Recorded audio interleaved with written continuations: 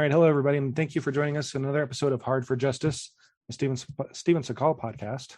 I'm your host, Michael, and with me today is my buddy Craig from Slycast, the Sylvester Stallone podcast. How's it going today, Craig? It's going good, Mike. And I got to tell you, when you told me what movie we were going to be covering, I sort of groaned to myself a little bit. As did I. Because I hadn't watched the movie we're going to talk about in probably, within the year that it came out. I think I probably saw it when it hit home video and never thought about it or never saw it again. Yes. But I got to tell you, I was pleasantly surprised. I was surprised. It was, I'd forgotten like how crazy this thing was. I must have blocked it out, like PTSD or something. Anyway, the movie we're talking about right now is On Deadly Ground with Steven Seagal. It came out in 1994. The budget was estimated about $50 million, only grossed $38 million. It was also the first and last movie to be directed by Mr. Seagal. So it was kind of interesting. I have the trailer pulled up. Let's listen to that. Okay.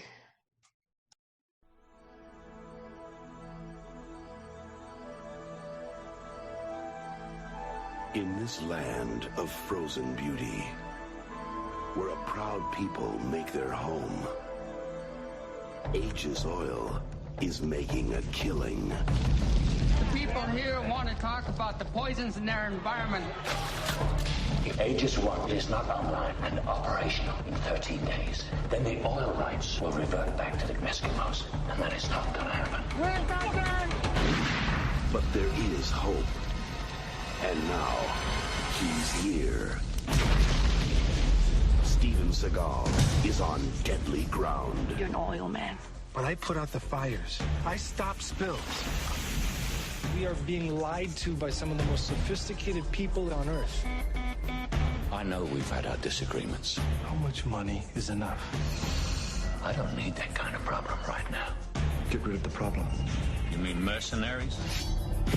Now this land has a friend. In you, I've seen a great spirit. These people have a warrior. Did you beat up on this little native man? And this corporation Find me a body or find me the man. has a big problem. I mean, who the hell is this guy? I'd say his company. Company? CIA. Whatever he is, he's a damn problem.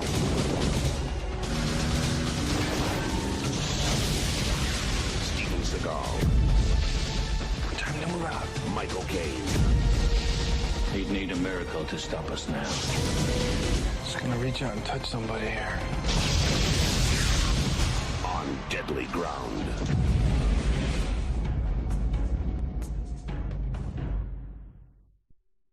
What are your thoughts on when you first saw this back in 1994? I didn't have very much a memory of it all. I just really remember snow. Right. Like I said, this was one of those ones that I watched and sort of just dismissed, but sitting down to watch it now, a lot of the cast in 1994, you didn't know who these people were, but you've got Bob Thornton there. Yeah, who was hilarious in that small part. Yeah, not enough of them, unfortunately. You got John C. McGinley, who I was aware of in '94, but he's definitely much more known now. Arlie Emery was hilarious in this. His death was kind of brutal. It was kind of cool. And then you've also got Arnie's buddy Sven. Which one is he? Oh, the flat top guy. That gets Seagal beats him down with the pipe. Yeah. And then of course Michael Caine here with that black hair. He's an amazing actor, and he does what he can, I think, with this role. But I remember back in the day when I saw it, I remember it being very preachy, and it did not disappoint when I watched it again. I was wondering, Michael, if the message. I did listen to or watch the Siskel and Ebert review of this movie, and they called it sanctimonious. But I was wondering if they could have handled the message a little differently. It almost feels like that speech he gives at the end. Mm-hmm. What would you think about them front loading it and having the movie start with that speech? I think it might have been a little bit better because it might have made not that you need an excuse for violence in a movie, really, but it made it a little bit more justifiable, maybe. Yeah. Yeah.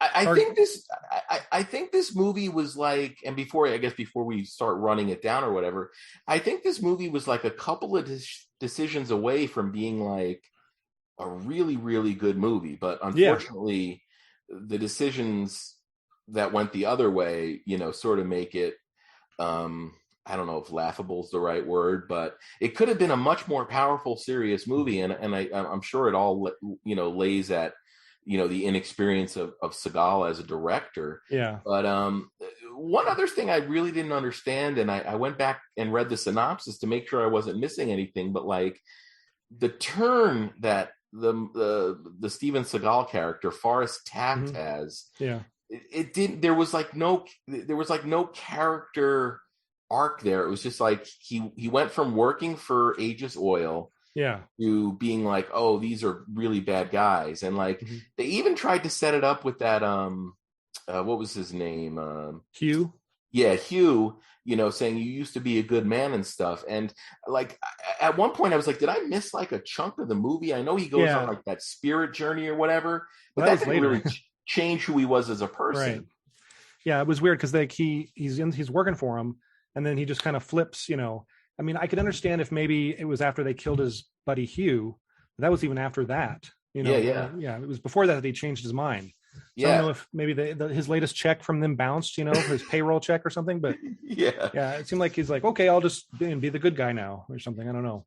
Well, and you know what? As complicated as this plot appears to be, it's not really that complicated. So basically, you've got Forrest Taft, who's a firefighter and a blowout specialist. So I guess he knows how to take care of things that are out of control. And so it's like some kid at a birthday can't birthday party's having trouble. He's like, call in Taft. He's like, I got you, kid.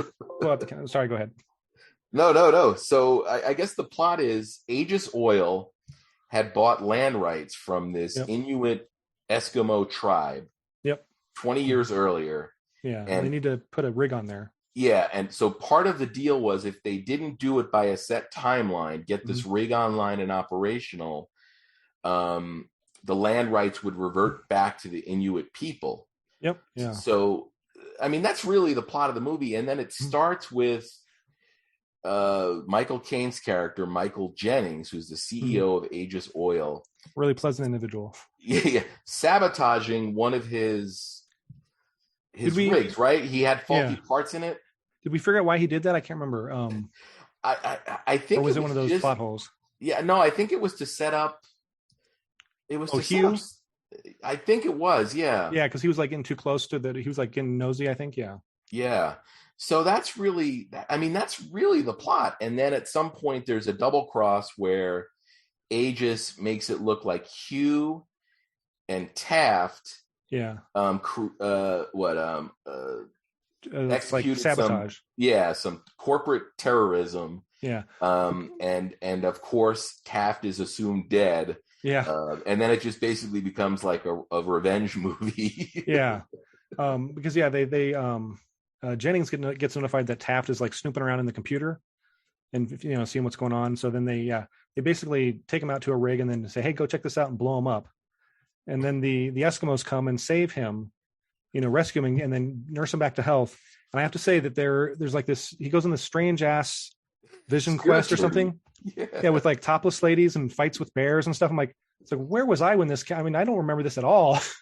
Yeah, it's weird because towards the end of the movie, Joan Chen is like, hey, we need to rely on the spirits to take care of this, and he goes on like a whole anti-spirit in the kitchen or whatever, about like, hey, the spirits aren't going to do this or whatever. But then he's like, but I'm down with the spirits. Yeah, it's like whatever floats his boat there at this particular time. But I want to get back to the beginning because I think there's another sequence in this movie that sort of devalues it, and I almost wonder if it was a studio mandate or if it was just something Seagal wanted to put in because he didn't have enough of it yet. But it's the bar scene. Oh, okay. Where I guess after preventing the blow up. Or whatever he does at the beginning of the movie where he contains that fire. He he goes to a bar to, I guess, just have a beer, and he meets up with Hugh. Mhm. But there's a group of guys led by Mike Starr who are like, bullying like an Indian guy, and they're they're doing all like the mid 90s racial Indian things that you could expect guys in movies to do. And then like the leader of the gang's like, he looks at Seagal, he's like, you want some of this cupcake? And Seagal sort of just walks towards him and then past him. And then he sits down at the bar, and that's when he has the conversation with Hugh.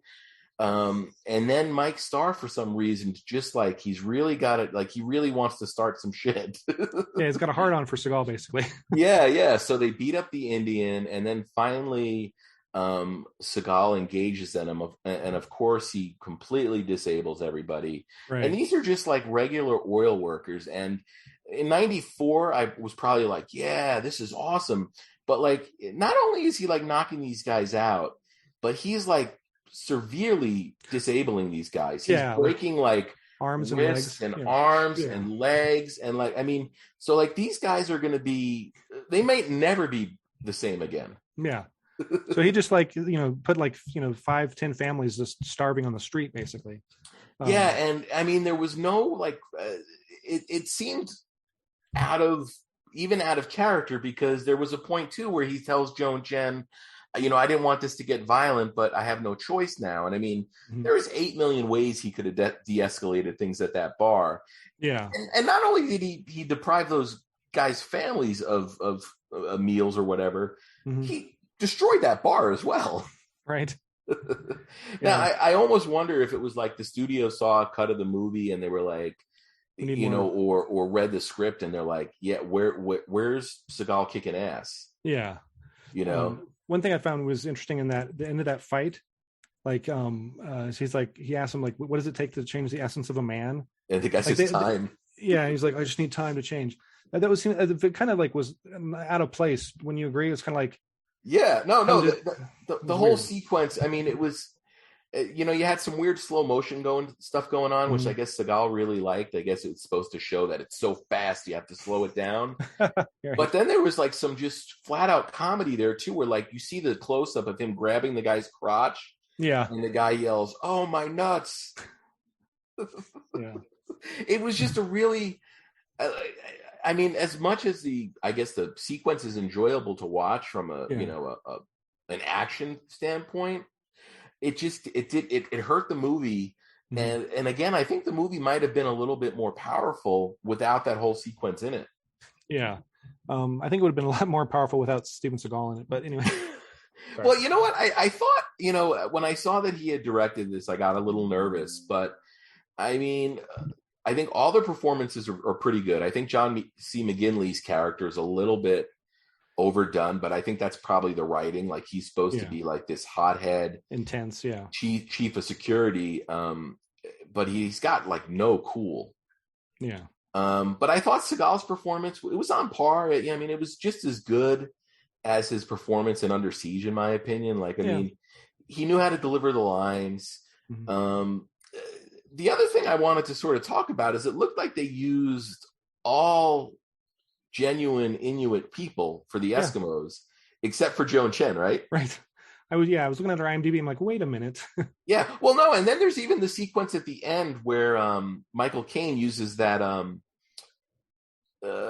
derogative term towards her. And then he says, we would have picked up cheap hookers in Bangkok, that are better than her. So he alludes to the fact that she's of some kind of Asian descent. I don't know if that was meant to be that way or not, because she's supposed to be Inuit, right? I mean, and I mean, I thought her performance was good, but like my wife even walked in at one point. I was midway through the movie, and I said, "Yeah, that's the Eskimo guy's daughter," and she's like, "Well, she looks Chinese." Don't look too hard.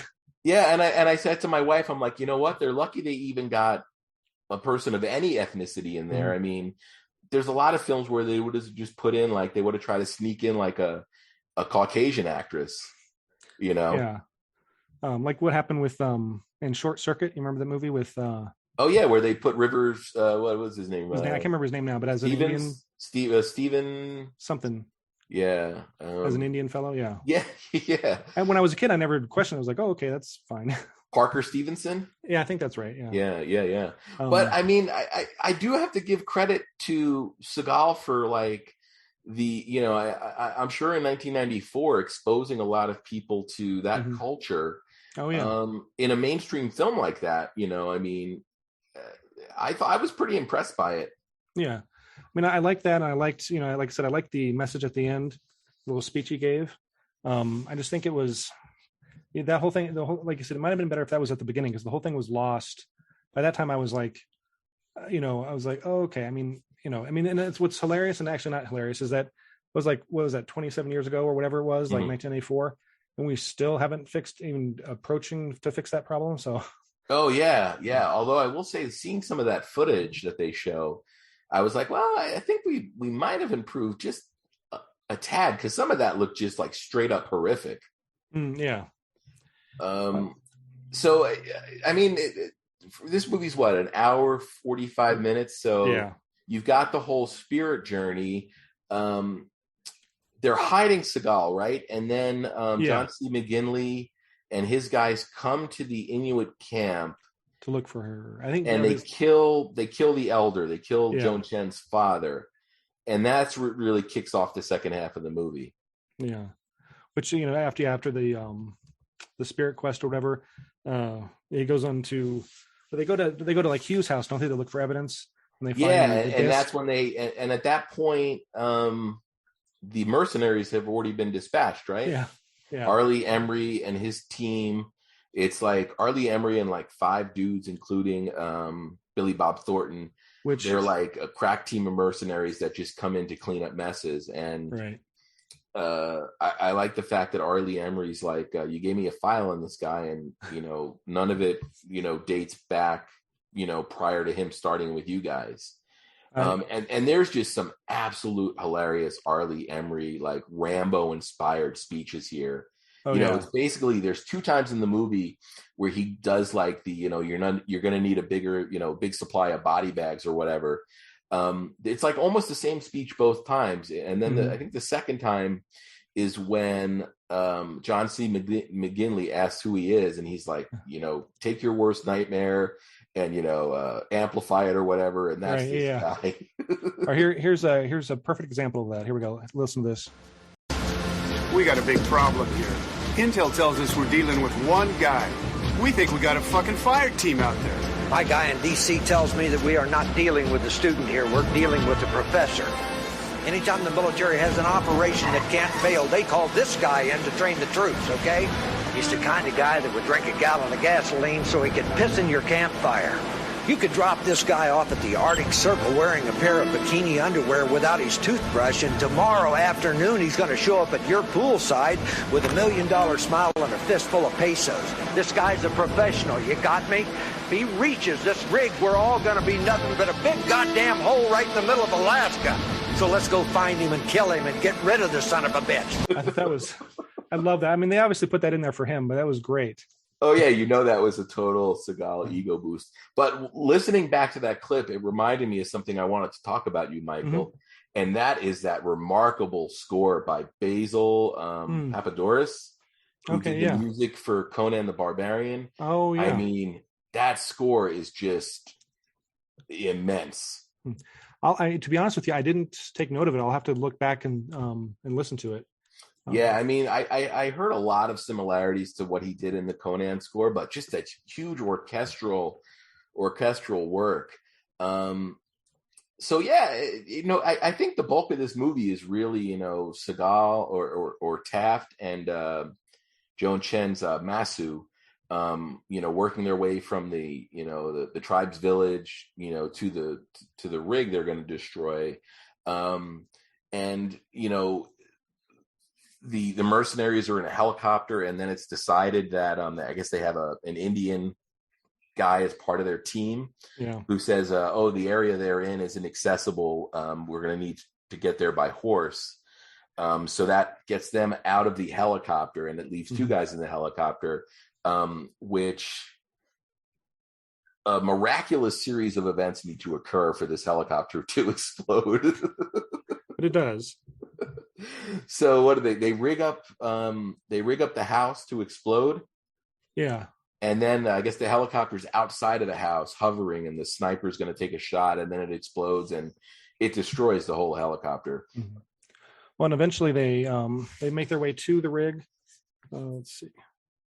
And Kane is like, he's determined to get his shit online. So he's staying, or, the Jennings guy, he's determined to get his stuff online. So he's staying there. And everybody else is like, saying, screw you. And they're getting out of there. I love everybody bailing out on him. Yeah. That amused me so much. I thought it was, it was kind of funny that the one female bad guy, that blows herself up. Yeah. It's like, since they couldn't have Seagal kill a woman, probably they just had her drive into a propane tank and blow up and cook herself, which was, and that was after John C. McGinley gets the classic propeller blades to the face. Right. And then he dispatches with the mercenaries pretty quickly. I mean, considering the warning that Arlie Emery gave him, and Arlie Emery, who's playing a character named Stone, actually chumps himself out the most. Mm-hmm. I guess he gets to drop on them, which is miraculous. Yeah, towards the end. Yeah, and then he tells them, why didn't he just shoot them both right there? I know, well, because it would have killed the plot right there. But yeah, it's like the bad guys telling you what they're going to do before they kill you, and then you get away, and then you know what their plot is, what their plan is. So it's like he just should have shot Seagal or Taft, and then it would have been fine. But no. Yeah, well, it's funny. I think Arlie Emery, I think a lot of people know him as the drill sergeant from Full Metal Jacket. Yeah. He was a real military dude. Mm-hmm. Yeah. So I'm sure a lot of the stuff that he does in this movie, he disagreed with. Yeah, he's slapping his head. He's like, son of a... Yeah, like the close proximity he gets to Taft with his shotgun, which basically allows Taft to grab it, reverse it, and shoot him. I mean, it was kind of badass, but yeah. And then Billy Bob Thornton has a great line too. He's like, this guy's pretty good. And I don't remember what the punchline was, and then those two get taken out as well. They get blown up. Yeah, and then he goes to finds Jennings in there, and of course Jennings is like all cocky, and he's like, well, you're not going to kill me. You have this code of honor, you're going to shoot me in the back. So then he strings him up and hangs him upside down, over this, I think it was over a vat of oil or something. It was over a vat of oil. Yeah. Yeah. And I love the line where he's like, he says, he's not going to dirty a bullet. And then what's her name? Chen. Yeah. She's like, dirty one for me, Forrest. And yeah. I had to play that a couple times to hear what she said, but I thought it was hilarious. So then he just kills him, and Yeah. For my dad. And then it seems like there's no kind of the FBI was involved at one point, and then the FBI is like, this rig's going to explode, we're done here. Mm-hmm. But it almost seems like there was no ramifications for Taft. Like, he was not brought up on any kind of charges. Right, because he murdered several people. I mean, it's like, they were bad people, but they should have gone to trial and all that shit. Yeah, well, that's why I think, it ends with that big speech in front of, I guess it's the Alaska state government or something. Yeah. It almost feels like if you had front-loaded it with him making that speech, and you established from the get-go that he's sort of like an environmentalist.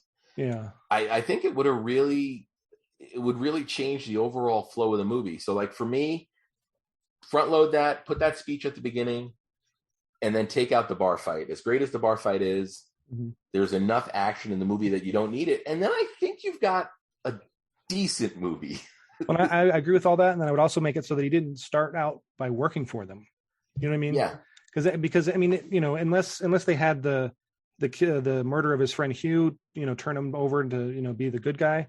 Because he flipped on a dime and just like, I didn't understand that. And like, it was almost like Seagal's like, oh, I'm a bad guy, but I don't really want anybody to think I'm a bad guy, so we're not going to paint me as a bad guy, but I still need to make that turn. So I think that was probably, again, like Seagal, like being too close to the project, or not wanting to, or not have it, or having too much ego to play the character the way it was written. Right.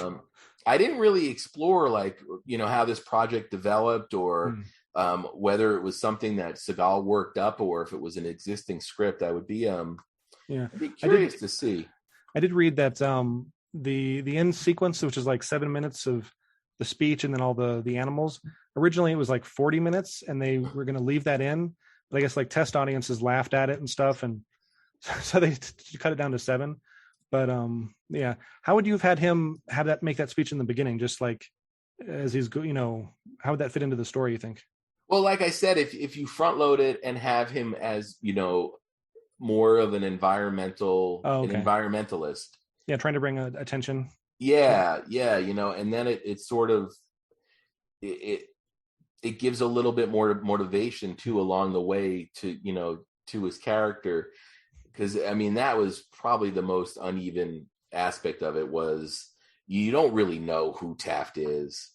Yeah. Aside from like the the hype that R. Lee gives him, right. I mean they really just wanted to make him look like the type of guy that would have Rambo as like an appetizer. This did win a couple of Golden Raspberries, which are like the anti-Oscars. Right. It was Siskel included it on his worst list of 1994. Yeah. So Joan Chen was nominated for Worst Actor. Steven Seagal was nominated for Worst Actor. He won for Worst Director. Oh, nice. Worst Picture was nominated for. Worst Screenplay was nominated for, and Worst Original Song, Under the Same Sun, which I think was that Scorpions? I'm not sure. Yeah, that was nominated for Worst Original Song. Now, I'm not really a big fan of the Golden Raspberries, but I think they got it right here. Yeah. Although I wouldn't have nominated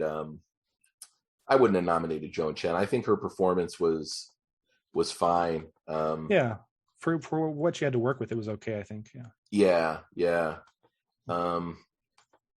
But I really enjoyed watching it, though. I mean, I was expecting a little bit of a groaner, and you know what? I might have confused this in my head too with I think it's Fire Down Below. Okay.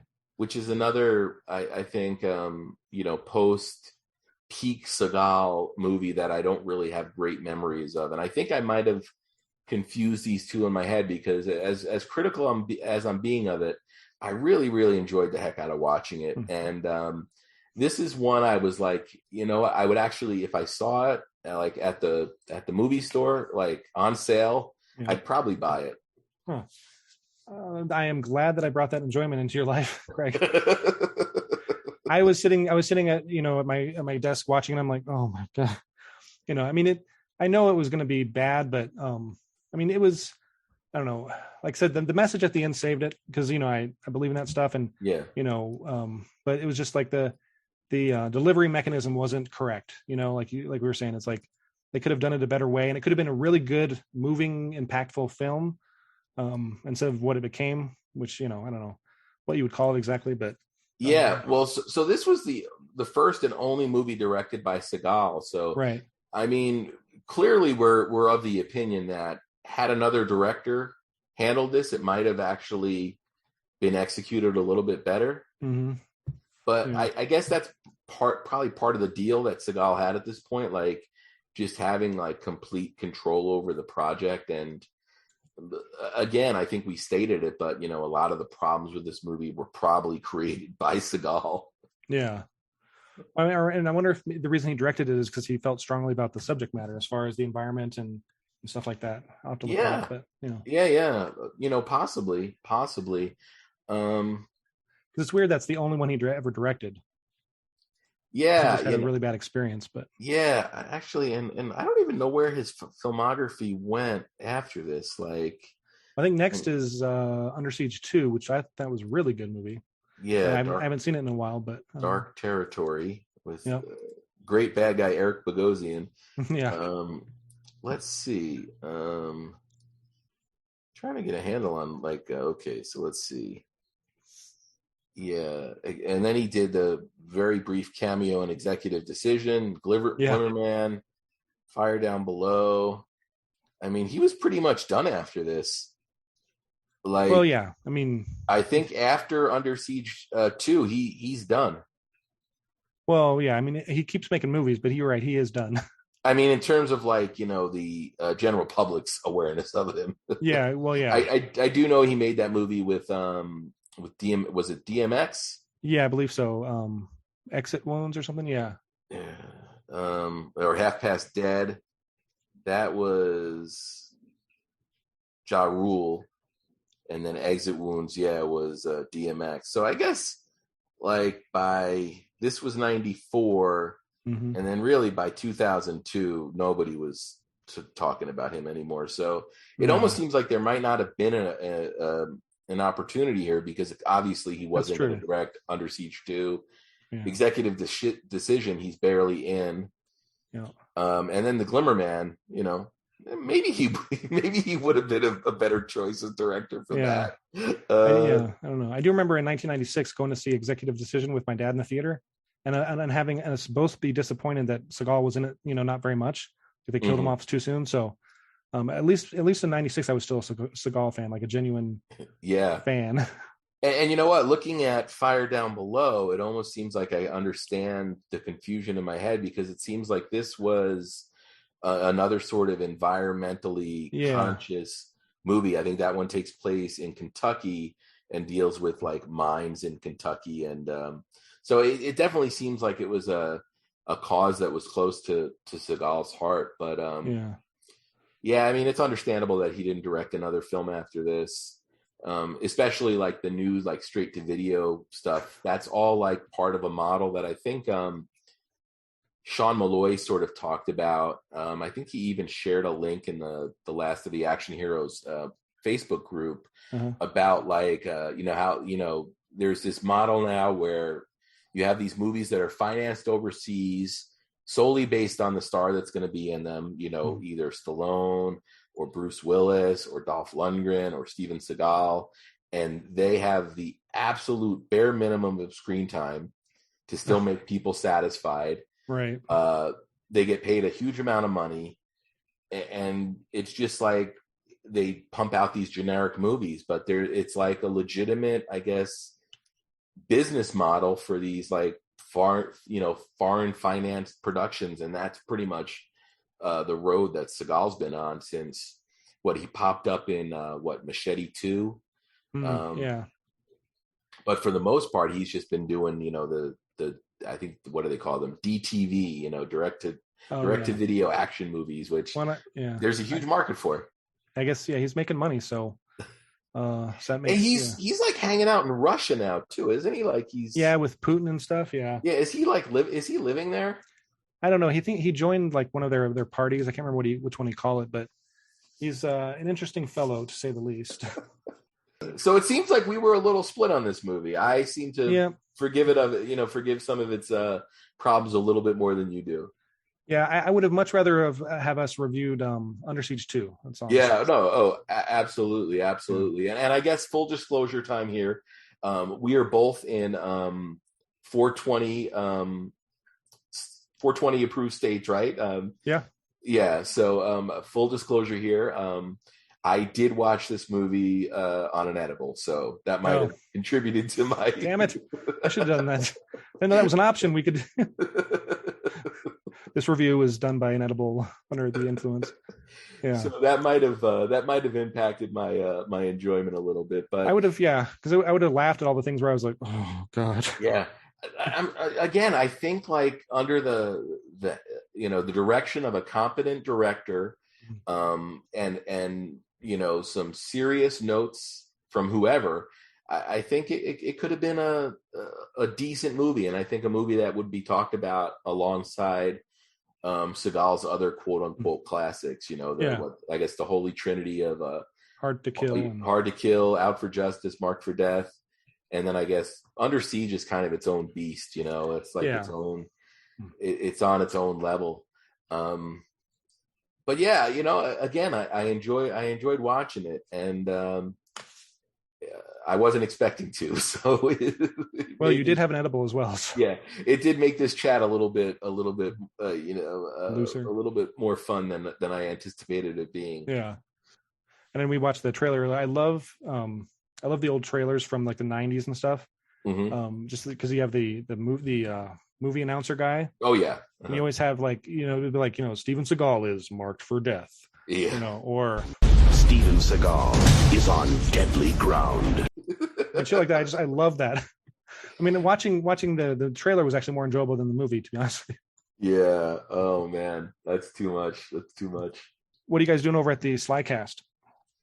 Right now I've been uploading where this show along with Slycast are all part of the last of the Action Hero podcast network, which includes shows about Sly, Seagal, of course. We just added a Van Damme one. We've got an Arnold inspired one.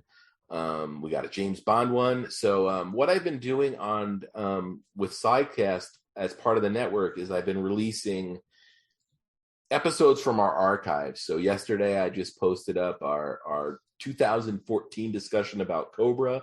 Yeah, I saw that. I think things for Slycast are going to pick up a little bit next month when, or actually I guess this month, it's probably the episode's going to drop in November.